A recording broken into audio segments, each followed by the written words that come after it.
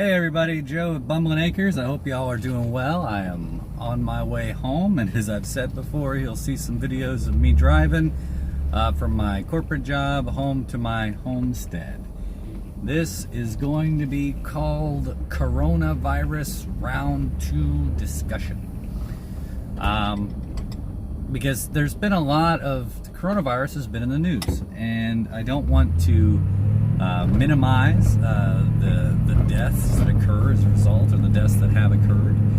I certainly am not I forget what they call it, experts in diseases or things of that nature.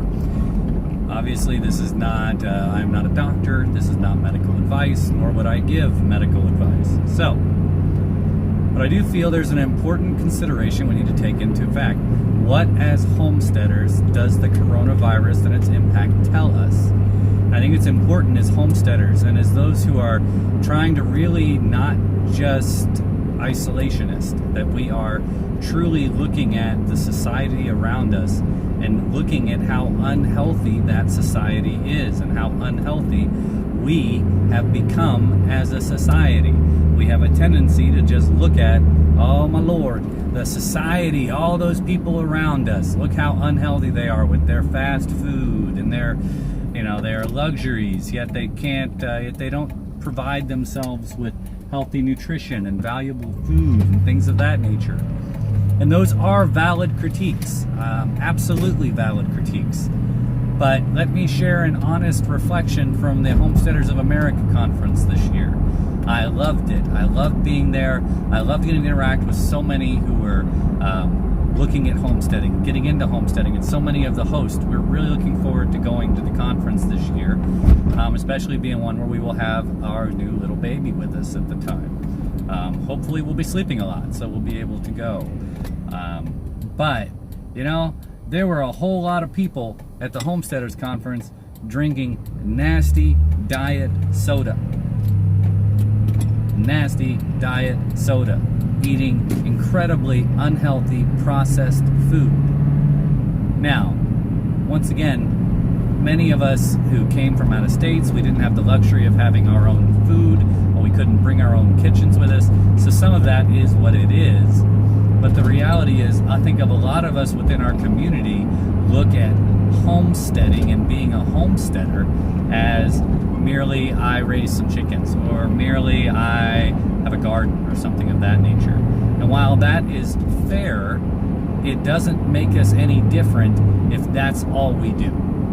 If all we do as homesteaders is we raise maybe we have a couple chickens, we raise some eggs, and other than that, we raise a garden that we munch on some greens maybe once or twice a year, and other than that, we're still going to the magic aisle at the food store where food just magically shows up. We're still eating processed food that never goes bad, which tells us we shouldn't eat it. If your food will not, if Mother Nature will not eat your food, if you leave it out for her, you shouldn't be eating your food. So, we need to recognize that this homesteading isn't some niche thing.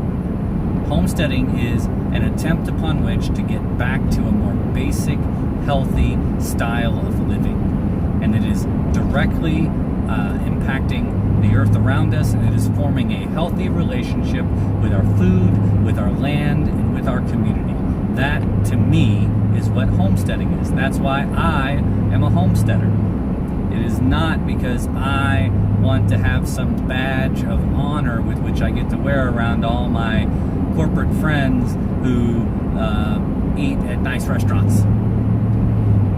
So I think we need to, in some ways, recognize some of us have an ego about being a homesteader rather than realize the lifestyle choice that it is. And that is a significant critique that I think is very fair. That being said, we all get to a healthy way of living as a process, and just because you're not there today doesn't mean you shouldn't continue to move forward, and it doesn't mean we shouldn't recognize the validity of your journey towards healthiness. But coronavirus, ironically, guess what is dropping in the United States right now? Almost everywhere.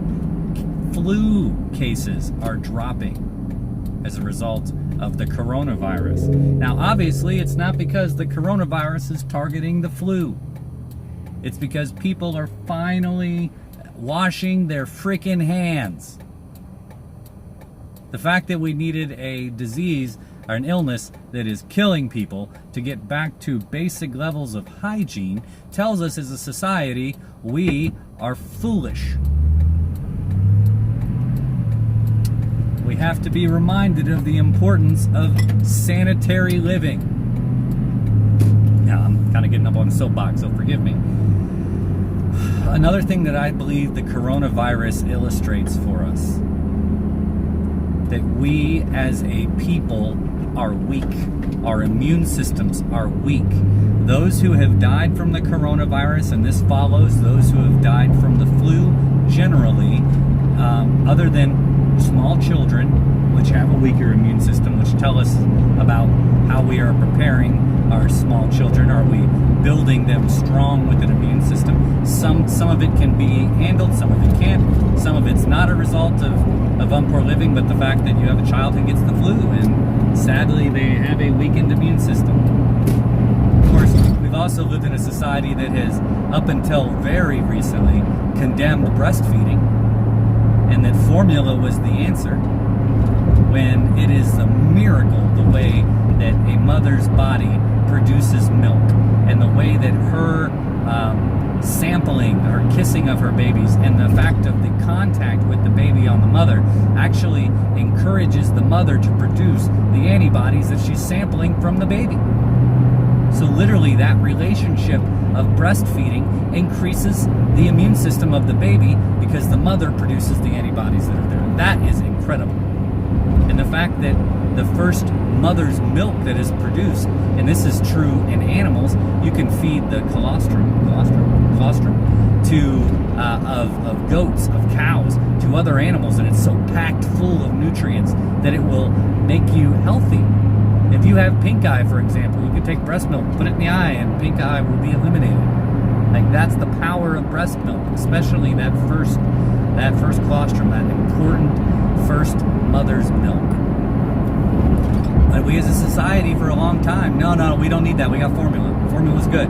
We figured it out. Just like they did with 10-10-10. We figured it out. All we need is these little things that we put together, and it does everything that soil does. And guess what? We found out 50 years later that, yeah, plants will grow in it, but topsoil is lost. The United Nations just put out a report. It was in the last 2 years, I believe. Might be the last year. That we as a civilization, globally, with the rates of production that we are using, with our agricultural methodology, we have 50 harvests left before we will not have enough topsoil. We have lost our soil. Why is that not big news? Within my lifetime, we will lose the ability to produce food, generally, because the methodology we are using is terrible. But it feeds the world. It produces, but it produces at such an incredibly high cost to the earth. But the problem is, that's a gradual cost. We don't feel it, so we ignore it.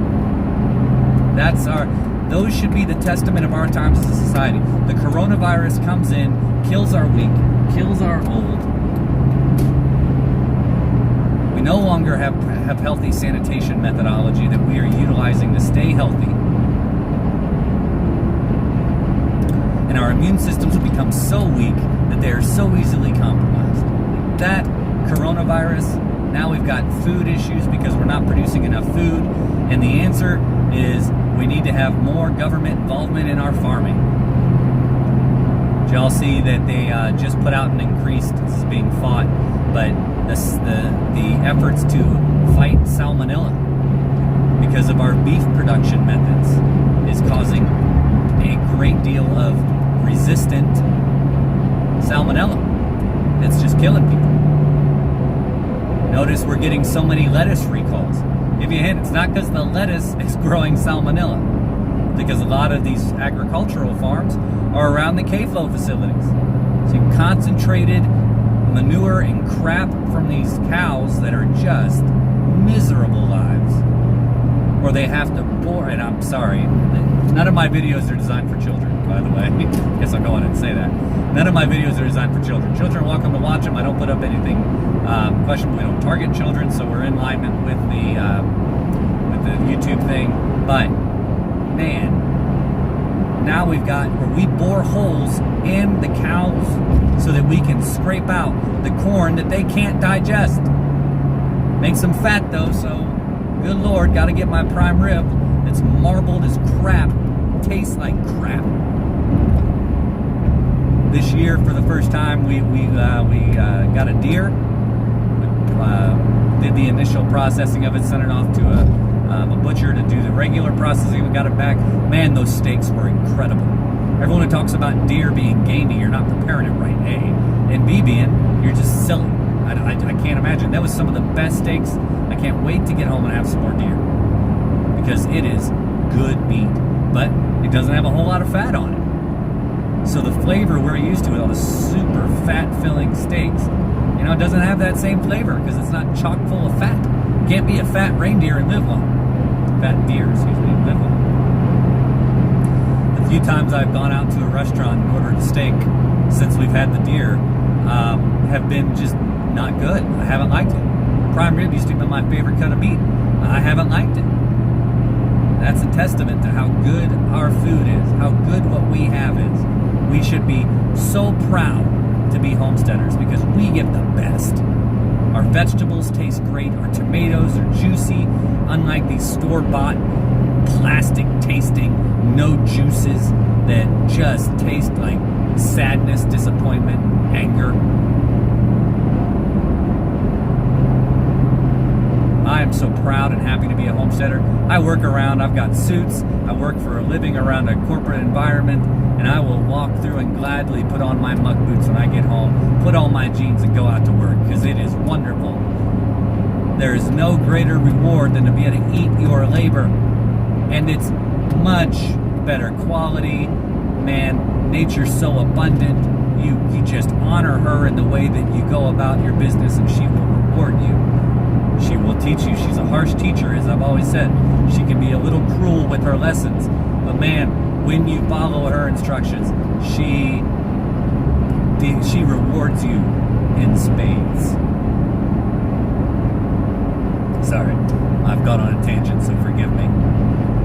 Man, coronavirus is showing us things about our society. And we're too busy saying that it's because the coronavirus is deadlier. Hey, it's all just a sham. The flu's killed more people than the coronavirus has. By far, hands down, no debate, no discussion of the flu. Why? Because we've got a vaccine for the flu. So everything's fine. And I'm not anti-vaccines. Probably give me a little trouble. I have some issues with the fact that we act like vaccines are magic. Can't wait for the coronavirus vaccine to come out. Why don't we wash our hands? Why don't we increase our healthiness? There is a term called herd immunity that is used when we talk about vaccines. And it is the importance of having a robust and healthy society and having enough people within a group to healthy that naturally the virus can't get to the ones that aren't. Herd immunity, it's a thing. And I do not have an issue with it. What have we decided as a society in order to promote herd immunity? Well, we just got to pump kids full of vaccines. Pump them full of vaccines. Once again, I'm not anti-vaxxer. I'm anti the idea that all we need to have for a healthy society is more vaccines. Or more hand sanitizer. Hell, soap is not hard to make. It's a relatively simple formula, goes through, it's water soluble, it's polar, so therefore it surrounds dirt, microbes, and things. And then when you wash, it washes them away because they get trapped in the suds. That's how soap works. Now, we've used natural soap, Big Bear. We bought some natural soap from Big Bear when we were at the Homesteaders Conference. I'm out. But hell, bar soap doesn't hurt. I'm looking forward to being able to make my own soap in the future. But man, what does it tell us as a society that we need a virus to come along and tell us to wash our damn hands? At we're going to have to run out of harvesting soil before we figure out that the way that we're growing ain't working. And the response is, how are we going to feed the world? How are we going to feed the world? Well, honestly, we cannot feed the world with the industrial methods that we're using. We can for now, but I don't care what you put in the ground. Soil, you can't just make soil. Mother Nature has to. It's such an abomination of man that our ego allows us to think that we can fix problems that we start with nature. We'll just need a new 10-10-10 derivative. We'll just drop that in the soil. Mother Nature produces soil. She makes soil. If we just went back to an agricultural mindset, went back to more of a local distribution of our food comes from other states, for Pete's sake. Our food comes from other countries, for Pete's sake. And there's nothing wrong with the level of that. For example, I like avocados. They don't grow local to me. I love oranges. They don't grow local to me. So I don't have an issue with us recognizing that all our food doesn't have to be a local food. Sometimes we like things that aren't local. Bananas. But the fact that we've created a society that none of our food is local is a problem. Our honey is coming from way regions away. That's a problem. We can produce it ourselves. We can support the bees. I can't wait until hopefully in time this year. I'm running out of time already, and the year just started where I can do stuff. But I'd love to have bees on my property because I'd love to have honey. And I'm looking forward to it. It'll help with my allergies, help with my sinuses. Sure, it's a good product to sell, but the bigger thing is, it is local. My chickens are local. My garden, local. I have to walk 30 steps and I can get food. Instead of having to go across the state to get normal food. Or that processed crap that comes from a factory in the middle of God knows where that gets shipped to me that is made of stuff that nature won't eat, and somehow I'm dumb enough to believe I can eat it. And we're all having bowel problems. Irritable bowel syndrome's huge. Crohn's disease is huge. These were issues in the past of a super small percentage of the population. Now, it's everywhere.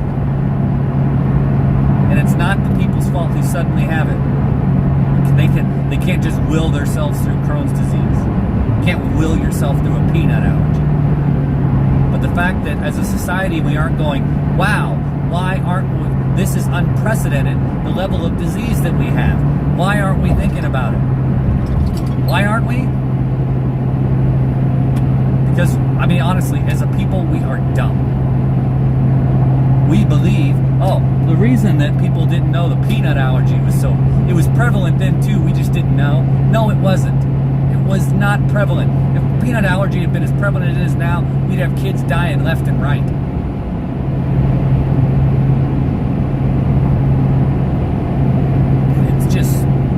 It's like violence. People believe gun violence was prevalent then and just wasn't reported like it is now. That's hogwash.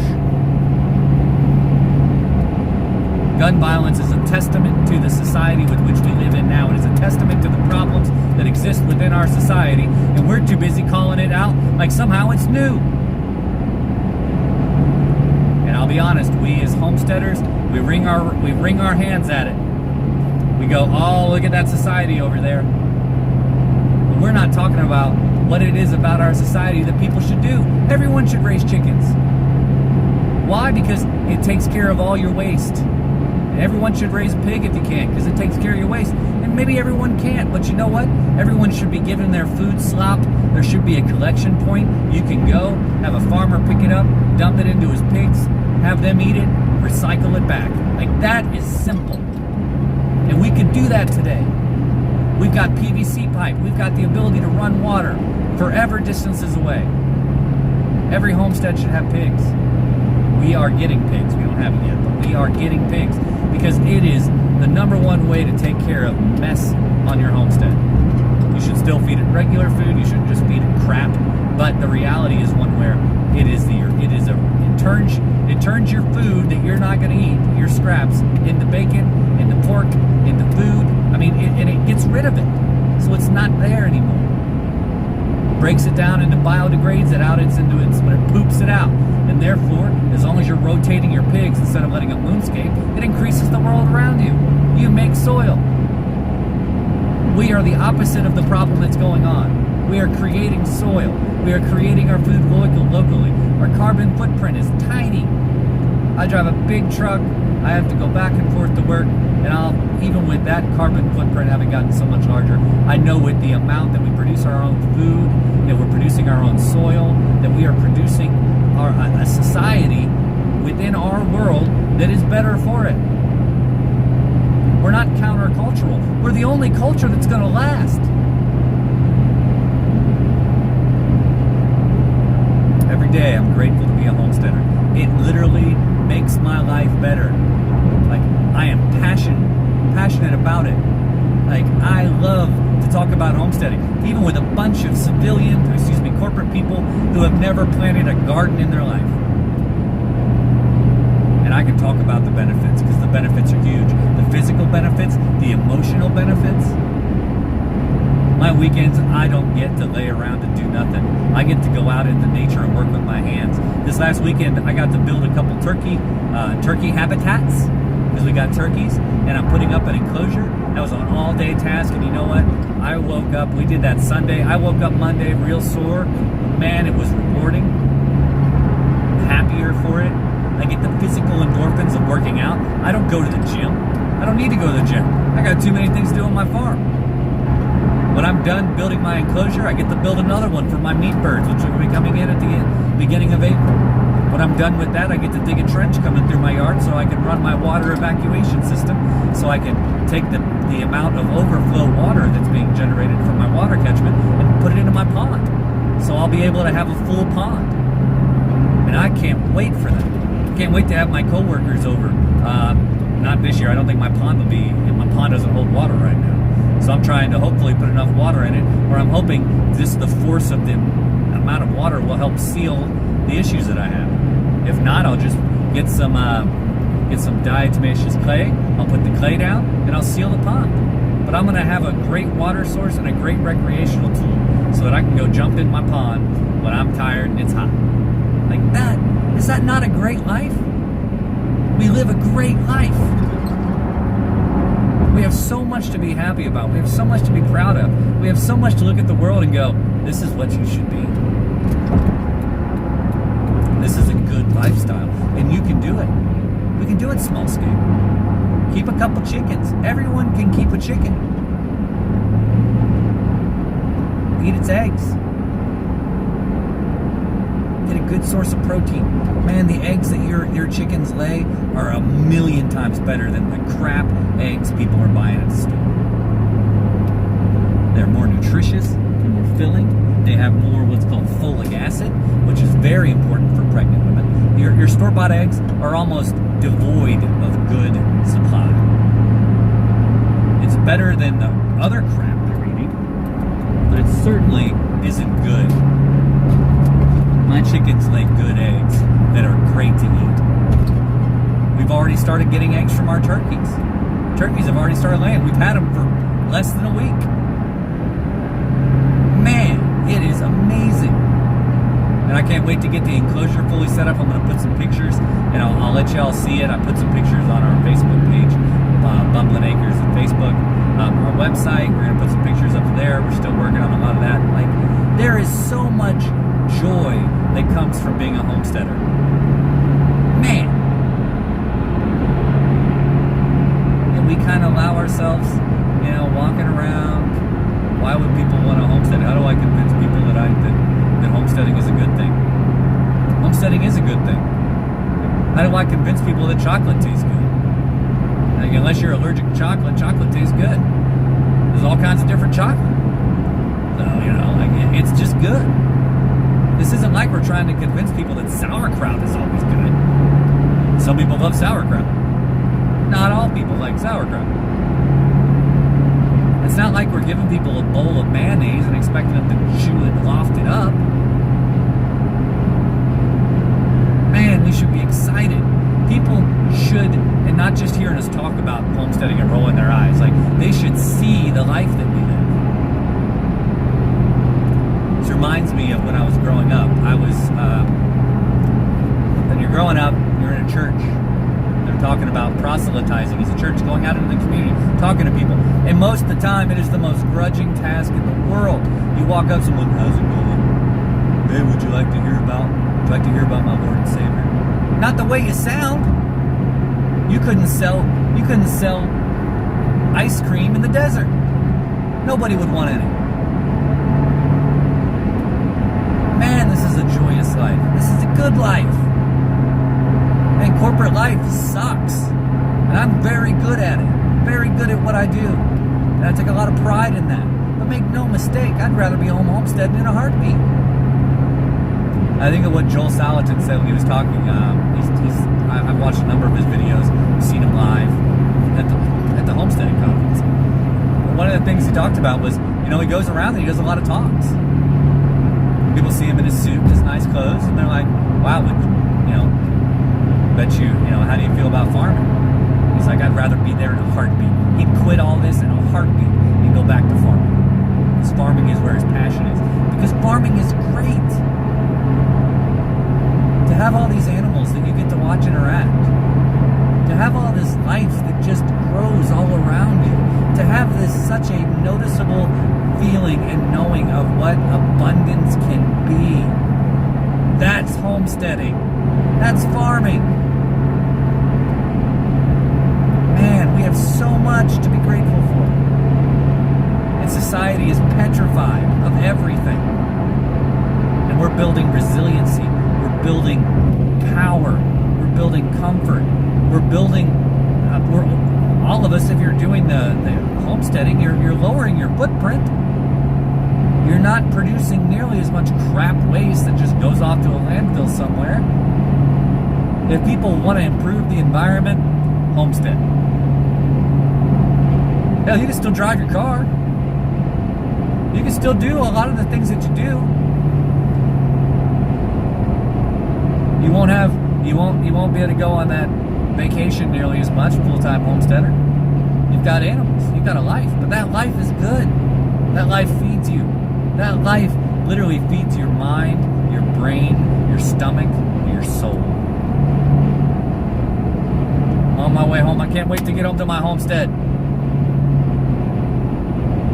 Corporate life pays my bills so I can homestead. And I'm looking forward to the day where I don't need the corporate life to pay my bills. I need to be a homesteader all the time. That's what keeps me going. Isn't the paycheck? Paycheck's good. I make a very good living. Man, it is what that paycheck means to my homesteading and my family. So, sorry, I have gone on today, so my apologies. I hope you made it, because I really feel like some of y'all need to hear this video. But don't forget to like and subscribe. No one's going to listen to a 30-minute video you share, but feel free to try. Homesteaders, unite. Unite in the awesomeness of this life, the awesomeness of what we have chosen, and the beauty that it holds. It's work. It's real work. It's hard work, but it's good work. So, this is Joe with Bumbling Acres signing off. Hope y'all are doing well. All right.